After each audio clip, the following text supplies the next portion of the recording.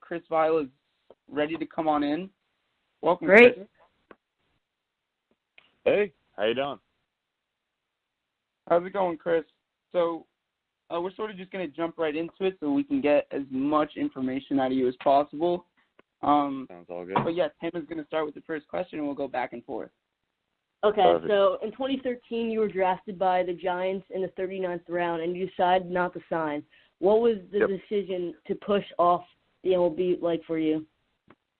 So going into that kind of signing period in high school, I was committed to Stanford, and I always had a real emphasis on valuing the college education, and both of my parents valued it highly. So for me, if I were to have gone out of high school, it really would have been I would have had to be picked much higher up than I actually did. So it wasn't a realistic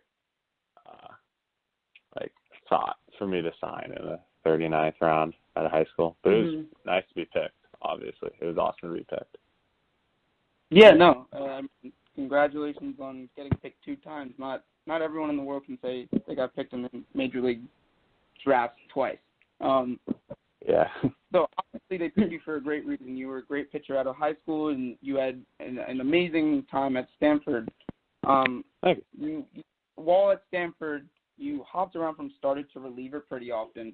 Which one do you think during that time you became more comfortable with?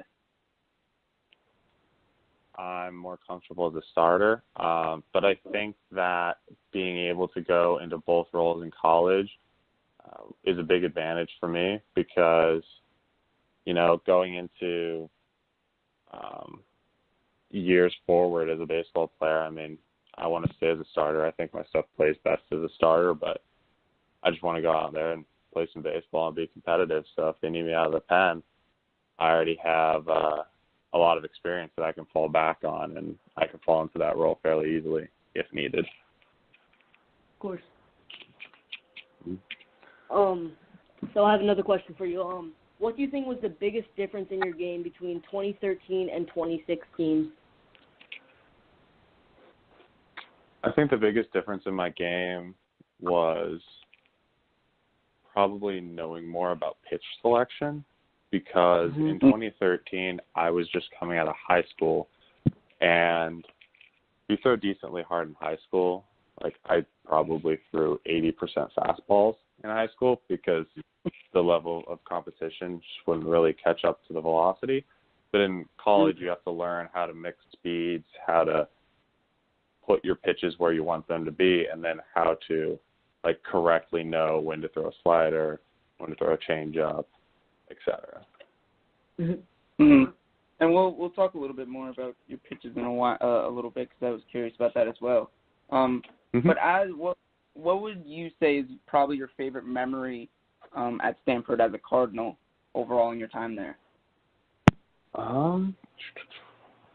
Favorite memory would probably be, it wasn't at Stanford because we were playing at Vanderbilt, but my freshman year I was able to play in a super regional at Vanderbilt, and unfortunately we lost, and Vanderbilt went on to win the College World Series that year. But that was just an amazing experience. It was a great group of guys, and being able to play on that stage and compete at that level, especially as a freshman, for me was just a great experience. Of course. What was it like for you to be drafted by the Mets as a West Coast native, going all the way to the other side of the United States? Going into the draft, at least I pretty much accepted that, wherever picks you. If it's Toronto, if it's the Mets, etc., you're going to get up and you're going to move. It's a very small percentage chance that you have a team draft you that's local. And I really liked the Mets organization going in. I had talked to my, at the time, advisor, and he really enjoyed the way that the Mets work with pitchers and work with guys within the organization to build them up, like DeGrom or Syndergaard. The amazing pitching work in that kind of regard. So when I saw that I was drafted by the Mets, that was definitely a huge positive, and we were I really enjoyed that I'm able to be part of this organization. So, as we were talking about a little bit earlier with your pitches, so just to confirm, your pitch selection goes from fastball, curveball to changeup, correct? Fastball, slider, changeup. Yeah. Slider, changeup. Oh. Okay. I missed that. Sorry about that. No, it's cool. So between those, which one do you feel like you can rely on most heavily? I mean, I think most starting pitchers have to defer to fastballs in most situations. I mean, I throw decently hard, so I'm able to get out of a lot of situations via a fastball. But the main part of my game that I look to improve on and move forward with is, one, placing the fastball consistently in areas to lower my pitch count and get me deeper into games, and then two, to do the same with my off-speed pitches, although they might not be my first line of offense.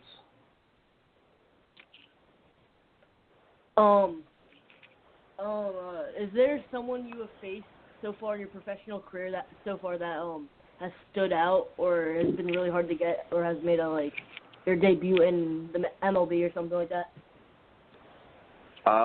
So far that stood out, it would probably be so in college that would definitely be Carson Fulmer, just because he has a really aggressive windup, and I faced him I think twice, and we saw him when he was a closer, and that his stuff was electric as a closer and also as a starter. And then at the pro level, I believe I pitched against Vladimir Guerrero my first short season. Or junior, obviously. And I didn't really know how good he was, and I kind of just threw him an inside fastball, and he almost murdered my third baseman. So that was a good one. There was a line out, though, so I got him out, so it was okay. Good. Awesome. Not many people can say they've got a Vladimir Guerrero Jr. Yeah. Fair.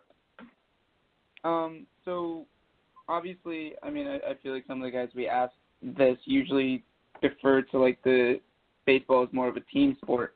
But overall, going into 2019, what do you think is a personal goal? Because obviously, to make a team, you need the individual. So what do you think going into 2019 is the biggest part of your game that you want to make up? I mean, going into 2019, I think I'm trying to put less – I try not to put super high stress on myself. I go out, I compete, I enjoy playing baseball, and I put in all the effort that I can, and I do, I think, everything that I can to put myself in the best situation. But if I had to put it down to one specific thing, I just want to increase the accuracy rate of my fastball. I think that would be the number one thing that I look to improve this year. Putting baseball aside, you are a big social media presence and frequently respond to fans, unlike a lot of players do. Can you speak on why you think that connection with your fans is so important? Yeah, of course. So I don't know. I think that social media is awesome in some ways, but it's terrible in others. And kind of a couple off seasons ago, I was talking to a sibling of one of my friends, and she's younger. She's in middle school, and she was talking about social media and and it seemed like just as a negative thing, it was always a negative thing, people being mean. So I kind of took it and I was like, why don't I invert that?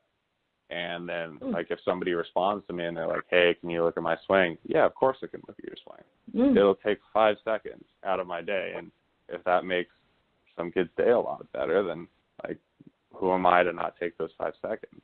And sometimes you do face backlash because some people will say, hey, you're a jerk or whatever, or you're a not nice guy. But that comes with anything, and if you're going to grow a larger platform, those people will come, and you just have to ignore that or hope that they have a more positive day, honestly, because if you're lashing out at people online, probably not feeling very good about yourself. Yeah. Yep. No.